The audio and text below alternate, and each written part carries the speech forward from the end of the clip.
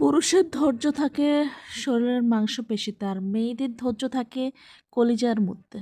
না হয় মেয়েদেরকে শ্বশুরবাড়িতে যে অত্যাচার করা হয়, তারপরেও তারা দাঁতে দাঁত কিচমিচিয়ে সংসার করে যাচ্ছে, কখনো প্রকাশ করতেছে না। সেই যে যন্ত্রণা সহ্য করে সংসার করতেছে, তার তুলনায় যদি ছেলেদেরকে শ্বশুরবাড়িতে 100 ভাগের 1 ভাগ জ্বালা যন্ত্রণাও দিত, তাহলে কোনো ছেলে ওই মেয়েকে নিয়ে আর ঘর সংসার করতো না।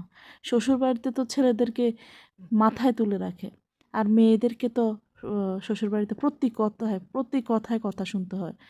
কত দোষ, কত ত্রুটি যা আছে তাদের জীবনে, তারপরেও সংসার করে যাচ্ছে। মেয়েদের অনেক ধৈর্য, কিছুই বলতেছে না। মেয়ের মা তো সারা জীবন মেয়ের জামাইকে পারে না নিজের কলিজা কেটে খাওয়ায়, আর ছেলের মা সবসময় চেষ্টা করে মেয়েদেরকে রান্না শেষে সবাই খাওয়ার পরে পাতিলে যা আছে তা দিয়ে খেয়ে ওঠো, কোনো কথা নাই, কোনো শব্দ করা যাবে না, একদম চুপ। এটা হলো দুনিয়ার সিস্টেম। মেয়েদেরকে আল্লাহ অনেক ধৈর্য দিয়ে দুনিয়াতে পাঠিয়েছে।